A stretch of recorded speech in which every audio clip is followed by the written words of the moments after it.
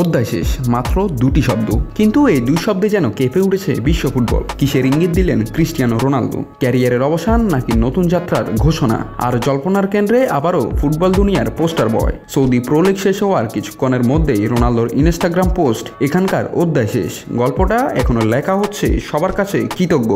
আর এই এক লাইনে জন্ম নিয়েছে হাজার প্রশ্ন।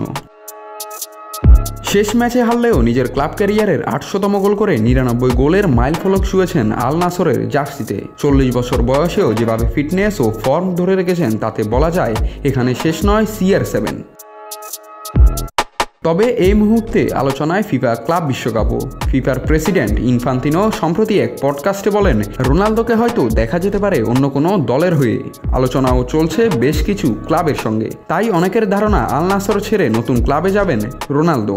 আর রোনালদোর নতুন ক্লাব হিসেবে আলোচনায় রিয়াল মাদ্রিদ, ম্যান ইউ, এমনকি স্পোর্টিং লিসবনও। অন্যদিকে চিরপ্রতিদ্বন্দ্বী মেসি খেলছেন ক্লাব বিশ্বকাপে ইন্টার মায়ামির হয়ে। তাহলে কি রোনালদো বড় মঞ্চে ফিরতে চলেছেন, নাকি এটা বিদায়ের ঘণ্টা?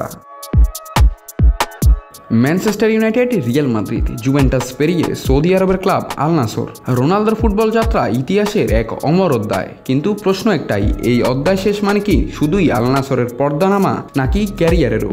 ক্যাপশনে গল্পটা এখনও লেখা হচ্ছে থাকায় অনেকে বলছেন, তাহলে কি আরও একবার ইতিহাস লিখতে চলেছেন CR7, নাকি বিদায়ের পটভূমি রঙিন করছেন তিনি? নাতরাহুল, নিউজ না স্পোর্টস।